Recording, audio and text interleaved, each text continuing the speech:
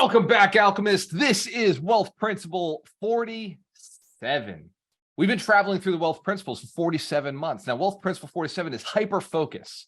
HyperFocus, the law of HyperFocus. The reason we're talking about this is because we're here to double our income, double our net worth. Hence, if you're still committed to the cause, doubling your income and doubling your net worth. We're still excited about it? All right, cool, excellent. So it's been an entire year. In fact, we're recording this right now on December 31st at 10 a.m. Eastern Standard Time, which means we've only got a few hours left. We've got less than a day of 2022. We were just celebrating some of our wins. And I'm noticing the people who won the most were hyper-focused on one specific thing. But hyper-focus itself only works if you've simplified your life. If you right now have a whole bunch of clutter and things that are like taking you down that you're busy doing every single day, then it's going to be really hard for you to hyper focus on one thing. If there's other distractions, if there's things that are taking you away from having time to work on your one thing, then it's going to be basically impossible to focus on a really important thing. Who here is already noticing a lot of distractions in their lives, whether it's business, clients, family, friends, the market doing what the market does, which is not always what we want it to do. In fact, one of my very close friends owns a lot of Tesla, if you know what I'm talking about. And Tesla did this like all the way down thing. So if he was watching it, like most people watch sports, he'd get depressed when it's down, excited when it's up. But what he did is instead, he put himself into a really good position. And he's been buying more Tesla on the way down. Hence, if you know, doing the right things, simplifying your investment. He simplified his investments a little while back, so that he had more of a cash position to go into deep things when the opportunities are there. So hyper focus. I'm going to tell a story this final story of the year, because I think that we remember stories better than we remember facts. Who's heard this before? Facts tell, stories sell. Who's heard this? All right, so this story is going to be, you're going to learn a lot on this one. And you've heard it before. I told the story last year when I did HyperFocus. So for everybody who's new to this, Wealth Principle 47 is the law of hyperfocus. It's also known as the law of singular thought or the law of maniacal thinking, which is where you just do one thing. You have one purpose in your life, one thing you do every week. If you've read the book, The One Thing by Gary Keller, then you're familiar with this idea. Now, what you might not be familiar with are my fictional characters. So every great story has to have characters. Who here is a character in their story? You're the hero, I hope, right? The captain of your ship. All right. So if you don't think you're the hero of your story, you might want to change books, change the story. So first character is Pete. Now, Pete is, we'll call him a average gentleman. In fact, all three pairs in the story are going to be average. Character number two, Bob. Bob, the freaking builder, right? I literally stole Bob the builder because he makes the perfect character. Then this is Max, because he reminds me of Doug McGurk. Max is, high energy, loves great things. Here's the thing. All three of these friends went to college together and they got normal jobs together. They got great wives separate. They didn't share the wives. And now they all have kids. Hence, Karen, if you can relate to any one of those scenarios where you've had a family, work, and kids. All right, so they get together and they decide they're going to get into real estate. They're all sitting at the table. They decide they're going to get into real estate, but they all kind of going in these like different directions. So what happens is Bob was on the internet and he saw this guru come up, and this guru was talking about wholesaling. He types in, what's wholesaling? So Bob's researching real estate, maybe goes to Chat GPT, and real estate comes up to all these different options. And Bob chooses the option, you don't have to do it with any risk, and there's no money involved, and you're able to make fast cash. Hence, if you've heard of wholesaling real estate before, you're familiar with that? Awesome, excellent. All right, so he says, I'm going to go all in on that mentorship. And Bob says, I was searching the internet and I found this guru who's like, investment flipping. So you flip real estate like HGTV, buy the house, mess it all up, and like 3 hours later, the house is perfect and you sell it for a massive profit. Hence, Karen, if you've seen HGTV and that's kind of the vibe they get, 30 minutes later, like $100,000. All right. So he decides to go all in on flipping. He hires the guru, he signs up for the courses, he goes through all the training, and he starts doing flipping. And this is Max. So Max, he sees this guy, Walter, the real estate mentor, and he's doing this thing, buy, hold real estate, and he pays him some large sum of money to go through his course. Now, the challenge with real estate is there's a lot of different options to get into it. Who's noticed this already? No, there's lots of different options, lots of different avenues. Here's the deal. These three men, by all accounts, except for the shape of their bodies, are about the same. They've all decided on a guru. They decided real estate, then they decided a niche, and then they decided on the guru to fit the niche. Hence, if you recognize they're following the right steps. They identified what they wanted to do. They found the person who knows how to do it. So they go down this path. And now a year goes by and they get back together and they review each other's strategies. And they all agree to go back and do their own strategy. Now, each one of them, who here's been with somebody who's tried to convince them to do their own thing? Has anybody sat with a wholesaler who's like, you got to wholesale, right? Or sat with a flipper and they're like, you got to flip. Or sat with a buy and hold guy who's just laughing at everybody, like, oh, all I do is landlording. And so if you know these people, right? The gurus are out there, the students are out there, the people who are actively doing it. Everybody believes in the thing that they're doing.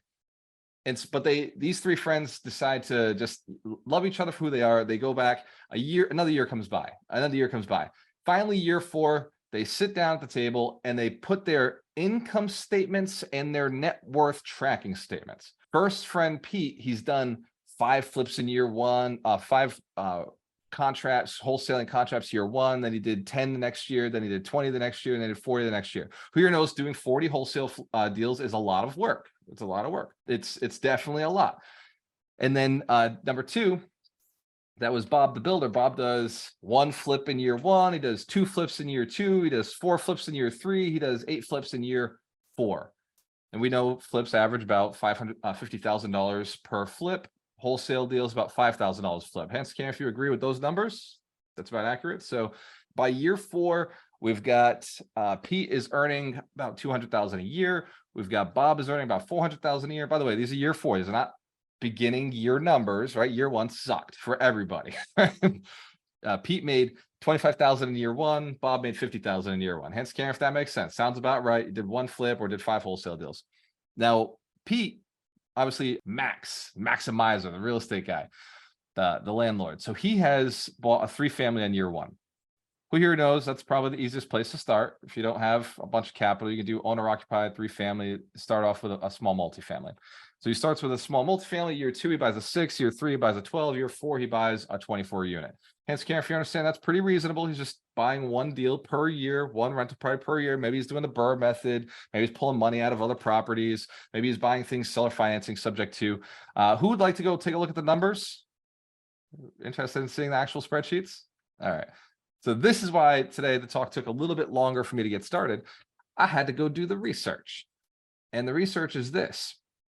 Pete makes about $250,000 a year, but I started tracking his net worth also. I went back and I said, okay, his income's up there. He's busting his ass. Who here knows wholesaling is a job? It's a job. You got a lot of systems, you got a lot of people involved. It's like a big organization to make only $200,000. But he's crushing it and he's slaying. He followed everything the guru said for 4 years. He's totally dedicated himself. He's just absolutely slaying it. But his net worth is under $50,000. Now, I started everybody with the same net worth of $5,000. I want to be very clear. I gave them all a fresh start. $5,000 is how they started. And then I set Pete to double his net worth every year, because that's about what he can afford with this $200,000 lifestyle he's living. A lot of that money is going out too, because it's expensive to run the team for wholesaling. Then we got Bob the Builder. Now, Bob, he's flip year 1, 50,000. Year 2, he made 100,000. Year 3, 200,000. Year 4, 400,000. But he's also busting his butt, crushing it in renovations. He's got to go pick up the contractors' materials. He's got to get the next deal. He's doing a lot of off-market stuff, talking to agents, all the crazy things that we have to do as flippers. Plus, he's dealing with contractors on top of it. Everything he does with a wholesaler. Plus, he's doing a lot of contracting. Now, one of the cool things is that him and his boy Pete sometimes do deals together, right? Bob sometimes buys deals from Pete, so that's good money, right? Hence, that's like really helping each other out, like keep it in the family. But his net worth has not gone up dramatically, because every time he gets his money, he has to roll it back in to do the next flips. Who here's seen that in real estate? You buy the building, you get the money, and then you got to put it back down to buy the next building, next building, next building. Even hard money requires 20% down. So his net worth hasn't really skyrocketed, but his income has gotten up to $400,000 a year. But again, he runs a big company and it's a lot of work. Now, Max is cool. He's chill, right? kind of like my boy Doug McGurk, love Max. So he's year one, not earning a lot, and his net worth has gone up to about 30,000. See that gray bar is about 30,000, his net worth, because on year one, that 3-family he purchased at a 10% discount. Now he didn't take the money because it stayed in the property. It's something called equity. Who here is familiar with equity? We understand how net worth works. Now, income-wise, now his boy, Pete, on year one is making 25,000. Max, he only makes about $200 a unit. So he made like $3,000 that year. Who here knows he made about $7,000 in year one? Who knows that's not a lot of money to brag about when your boys are making 25 and 50,000. Year two, similar situation, only makes about $14,000, $15,000 passive income, right? That orange is his passive income. Even year three, it's still only about 24,000. Year four, it's only about 50,000. It's like $50,000, $60,000 in passive income that he's earning. But if you look at the chart, his net worth is over $600,000 at a 5% annual appreciation. That's all I put in, was 5% annual appreciation and a very small debt pay down. Ask Karen if you understand the difference between where these three friends ended up over that 4-year time period. If you don't today decide to hyper focus on the right thing, you will 4 years wake up with a very different lifestyle. Who sees the difference between those three friends? Highly motivated, highly dedicated, talented individuals, hyper focused, right? Hyper focused, hardworking, grinding. But the results are completely different based on the 3 strategies they used. We're catching this? I don't care how hard you work. If your plan is wrong, you're going to end up in the wrong place, right? The better your plan is, the better thinking, the more thought you've put into where you want to go, the more intentionally, the more powerful your hyper focus can be. Here knows they want to go somewhere they're going to be happy with 4 years from now, 5 years from now, right? It takes 3 to 5 years to build a millionaire. Although some of my coaches will tell you it takes 2 to 3 years to become a millionaire. I'm with that. We're on a mission to build 100 millionaires who are inspired to build 100 millionaires. Hands scan if you're still involved, you're still ready to do it, you're down, let's get it. How do we build millionaires? I get the question often. We build millionaires through helping people buy real estate.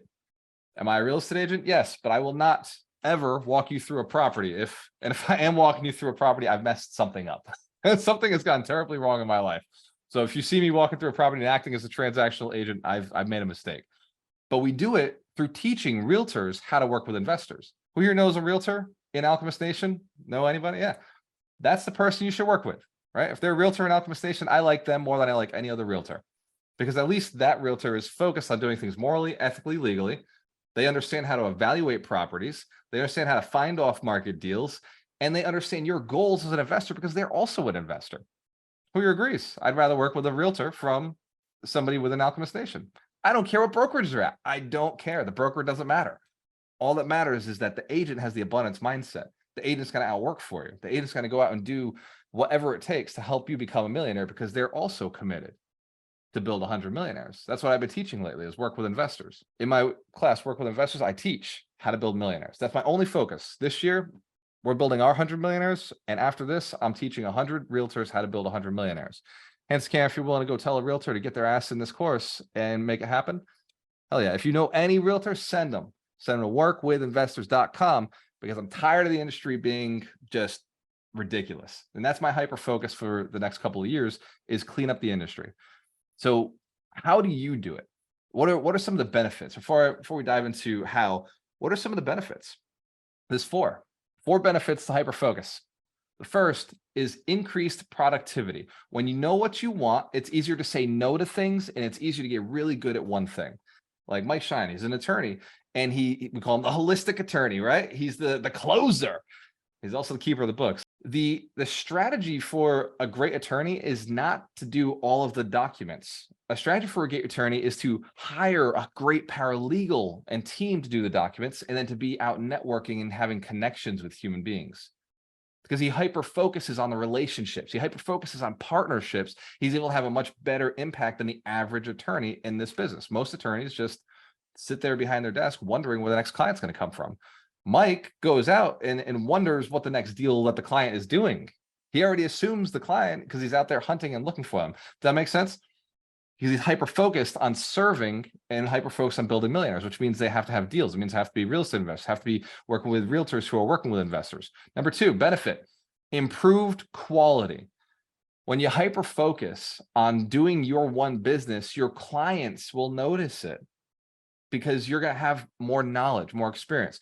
So if you're doing flips in Fall River, Massachusetts, you pick a market, hyper focusing in that market means you're going to do a much better job with each one of those projects. If you're doing rental properties in the same city, you're going to find that your rental properties start getting better and better because you know the tile to put down, you know the flooring to put down, you know the paint to put in, you know what electrician is going to give you the best deal, what electrician is going to get the job done right. That's if you understand, your properties improve over time because you start getting systems, right? Quality gets much better. Number 3 benefit, greater efficiency. Oh my God, Ron and I save so much money because we buy in bulk. I know what I'm going to paint the next unit. The same thing, I always paint all of my units. I know I'm going to put flooring in the next. We have in our basement, one of our basements has all of our materials that we could ever use. It's always the same stuff, same flooring, same tile, same paint. And so when you go over there, you just grab the inventory and you run it. And guess where we put it? Our biggest building. It's if that makes sense. It's efficiency, right? It allows our guys to go to one place, do one thing. And the price was better because we bought at a large amount. We used our Home Depot discount that we get from the National Real Estate Investors Association, and we bought in bulk. Number 4, benefit, enhanced innovation. Because we're so obsessed with what we do, we start learning little things that can make it a little bit more. Right? Who here's noticed in Alchemist Nation? Our classes are free. We got over 65 courses for free on Alchemist Nation. Anybody notice that? Over 65 courses? Free. Most of the people out there teaching how to buy real estate, they're like, well, okay, you got to pay $1,000 for my online course. We're like, yeah, because we're focused, we're hyper focused on building millionaires. We're able to go out to successful millionaires and get them to donate courses. And the innovation is now you're able to message. Who's sent somebody a message on Alchemist Nation before? Sent a private message to somebody? Does anybody ever message me? Yeah, it works. That's an innovation. That wasn't a feature that was available before. But because we're hyper focused on serving one target audience, millionaires, people who want to become millionaires, that one group, we're able to start adding what we knew they needed was communication with each other. So you could partner up, so you could talk to each other, you could do deals together. Those elements only come from hyper focus. Who here knows they're going to focus on one thing this year in their business? Who here knows that's the key to success, the absolute key to success? Elon Musk is really good at one thing. Elon's good at one thing, whatever business he's in at that moment. In the beginning, the first business was Zip2. He did Zip2 4 years before he sold. He did not start another business while he was in the middle of Zip2. Hence, can't commit to stick to one business. One business, 4 years. Give me 4 years, right? One business. That's all it takes. Then he sold Zip2. He started X.com, which then became PayPal. Guess what? Stayed in it for 4 years. And then he sold that business for over $1 billion. Stayed in it for 4 years, sold the business for over $1 billion. Then, by the way, hence, if you commit to stick to one business, one thing, 4 years, whatever it takes. He bought, so important to know. He did not build Tesla. He bought Tesla. He became a majority investor in Tesla. We're catching this. Somebody else built Tesla. He became a passive investor in Tesla. If you did not know that, go back and do the research or look it up, because he's not the creator. He's a passive investor, always has been. And he acquired up to 20% of the company. So he became the CEO because he chose, the board decided that he would make a great CEO, because at that time, he'd learned from 4 years in one business, 4 years in the next business. 4 years into Tesla, the company was extremely valuable. 17 years into Tesla, he's the richest man on the planet. Tesla for 17 years. Hence, if you're catching this, he's an investor. And that's what really leveled him up. But he had to invest in each business one at a time. So again, do you commit? Hence, if you commit to be absolutely dedicated to one business for 4 years, hence, if you know what business that is, you got it already in your head. You already know which one. Excellent. Excellent. I'll hold you to it. All right. It's like one of my coaches just say, we'll see.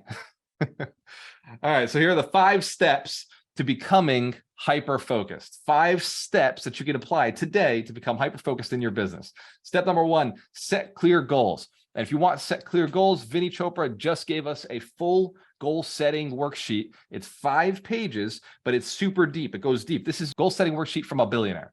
Who knows they know how to set goals better than you do? Financial goals anyway, right? And also health goals, because he's healthy, does miracle morning every morning. He's been married to his wife over 20, 30, 40 years. And if you know, that's a pretty good run. He's good at setting goals and crushing them. All right, so the goal setting worksheet, you can go to Alchemist Nation, and it's one of the top posts, or you can go to Vinny's free course, which is multifamily syndication made easy. So go and check out that goal sheet. I put it in the feed. So that's a free download for you. So you can download, or you can work with the PDF. Set clear goals. I'm not going to tell you again, right? Well, I'm going to tell you 1,000 times. Who here's read it in every book you've ever read? The first thing they start off with goals. Yeah. I'm going to say goals 1,000 times. I'm just not going to say it again today. Step 2, prioritize tasks. Prioritize the most important task. And the most important task is not always the loud task. It's not the one everybody's complaining about. The most important task is the one you never have to do again. The most important task is the asset built. Once it's built, it sits there and operates for you beyond your energy. Who here's been on alchemistnation.com during the day? Anybody been on alchemistnation.com during the day? Who's been on alchemistnation.com during the night? Check this one out. Has been at alchemistnation.com during a weird hour where nobody should be on it except for you. You knew you were the only one who would ever be on.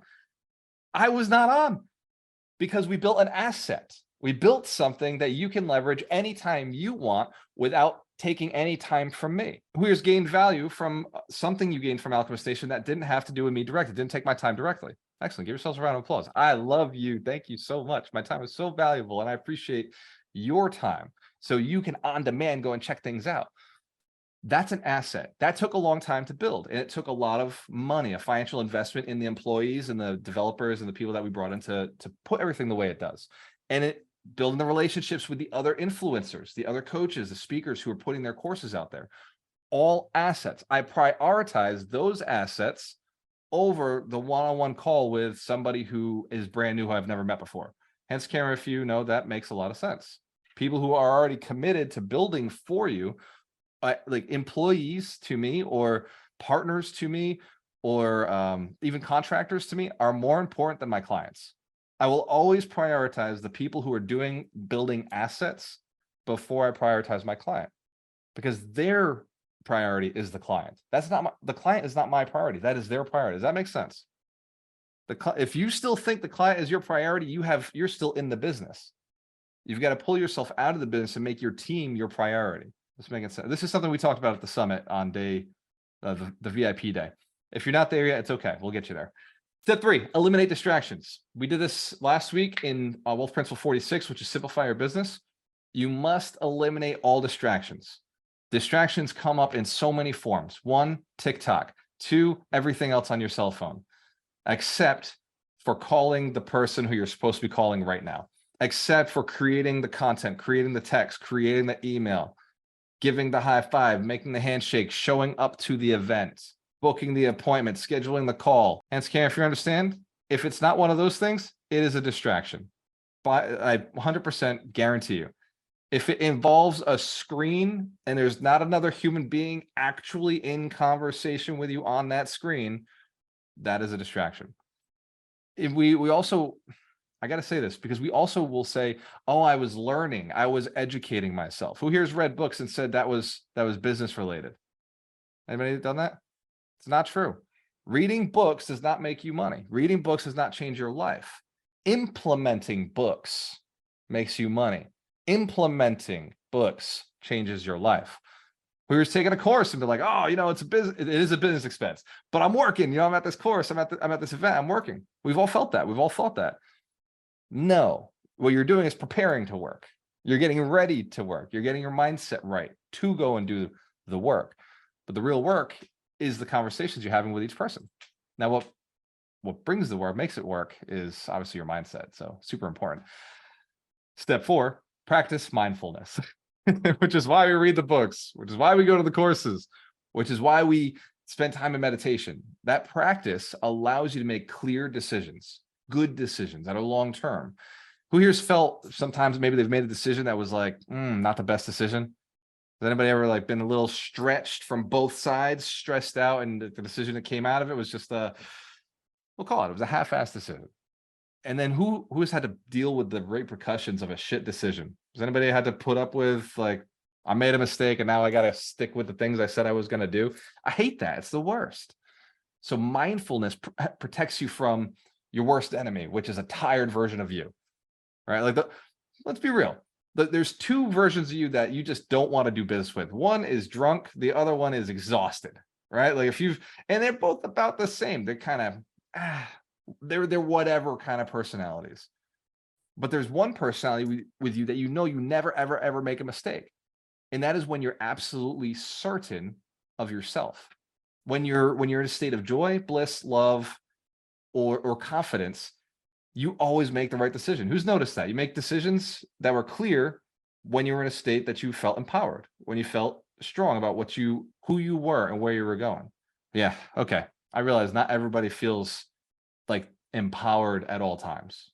Who would like to feel empowered more often? The easiest way to feel empowered is to sit down for 5 minutes, stand if you want to, walk if you want to, but spend some time with yourself, just recognizing that you are the one. There is no other one waking up inside of you tomorrow. You are the one. You're the one whose story has existed the last 20 years, 40 years, 50 years, 70 years, 80 years that you've been on this planet. You're the one. And it's okay to be right where you're at. It's okay to be where you're going. It's okay to have been where you have been. But today there are decisions to be made. And whatever decision you're going to make is going to be the right one, because you're the one who decides. Hence the camera, if you agree, you are the captain of your ship. There's no one else. It's just you. Find peace in that. However you go, it's going to work out because you set a very intentional goal. Set a very intentional goal. Step 5, if you're being hyper-focused, is you must take breaks. If you don't take breaks along the way, you're going to burn yourself out. Who's heard like these guys on Facebook? You got to grind, you got to work, you got to hustle, you got to go and do all this stuff. Who's heard these guys, right? On Instagram, on TikTok, right? You see the other bald guy out there that who just got arrested. So these guys believe in the hustle and the grind because they know you're going to eat it up. They know like that's what you want to hear. You want to hear grind, hard work, because that's what you grew up with. Who grew up with a parent saying if you want to make something in life, you got to grind, you got to work hard, you got to hustle, right? You got to show up. Yeah. They don't talk enough about breaks. Even when you're working out, when we're weightlifting, we take a minute break. If our heart is pounding too much, we're sweating too much, we're not getting the full workout that we're supposed to be getting for bodybuilding, for muscle building. Right now, obviously cardio, just burn whatever. When you're an Olympian, they put you to rest. They calm you, they sit you down, they make you eat. You have to stop, you have to rest. Otherwise the muscle fatigue gets burnt out. Like the muscle will just get destroyed. It needs time to repair itself. It's the same with your mind. If you're out there every day, like I take naps religiously, almost every day, just because it makes my decision-making better. Not 15 minutes, 20 minutes, sometimes an hour, 2 hours. I don't care how long I sleep. It doesn't matter. Or if I sleep 2 hours, take a 2-hour nap every day, it's not going to negatively impact my business because the business doesn't need me. I do, like Doreen will tell you, I got to take 2-hour naps just about every day. That's what I like. Around 3 o'clock, 4 o'clock, I'm gone for like 2 hours and I come back and I do webinars, right? If I got webinars at night, like I'll definitely take a 2-hour nap before the webinar because it recharges me, makes me a better person before I face each one of you. Right? I'm coming at you with a fresh mind instead of the guy who just made all these decisions for businesses and was a little stressed or worn down. Who here knows hyper focus comes from having a hyper goal, a hyper valuable goal. What about passive income? What about a $10,000 a month passive income as a goal? What about making the net worth of $1 million as the goal? What about, for the rest of us who have already hit those goals, what about that $10 million or that $100 million? Set that as the goal and then just work towards it for fun. Not because you have to, not because you need the money, but because it's fucking fun to build stuff that other people get to use. It's really fun to build things that are impacting other people's lives positively. And occasionally take a break to enjoy what you've done, spending some time in peaceful meditation, which I get asked a lot. What am I doing tonight? I'll spend time with me today, writing my goals for each one of you. Like that's my intention. Tonight, I'll be spending time just thinking about blessing myself and being thankful for the opportunity to serve this community at the level that we're serving and setting the goal of, 10,000 people through work with investors, setting the goal of having all of these people actually understand, comprehend, and use and leverage the tools that we give them so that they can go out and build millionaires. I'm setting the goal for each one of you who's committed to becoming a millionaire in 2023 to become that millionaire. That's my night. Like, if you think you're having fun, I'm having 10 times more fun because that's how I'm spending the night. I'm thinking about how you're going to be successful, how we're moving you forward, how all my plans for you and for this community are growing and moving without me. Hence, Karen, if you understand, that's a blissful experience. And what I found is this is how I like to go into the new year, with my eyes wide open, looking at where I'm going, hyper focused on who I'm serving and how like their success is guaranteed. Hence, Karen, if you can do something very similar this year. Even if you got to go spend time with family, even if you got to go out with your friends, even if you got to, do some sort of experience, tomorrow's another day. Or right after this call ends, you can spend 5, 10 minutes, 20 minutes just visualizing yourself as successful and just not asking how or who, just focused on what it feels like, what it looks like, what it feels like, vibrating at that high state. My goal for 2023 is just vibrate at a higher state of energy. That's it. My only goal for 2023 is just vibrate constantly at a higher state of energy so that when I do communicate with you, when I communicate with other people, vibration's high and I'm putting out the right energy. That's it. That one goal impacts every single one of us at a higher level. Hence, can you recognize that's high leverage, hyper-focus, high leverage. Now, I already got the business structures in place. So I figure if I'm the person who motivates and inspires, then all I got to do is vibrate at a higher level with the people that I'm around, because my team's smarter than me. My property managers are smarter than me. Business partners are smarter than me. Or my lenders are smarter than me. my investors, my contractors, they all know their things better than I know it. So then my thing is just to high five them and ask them what they think is right. Right. Send out that positive energy.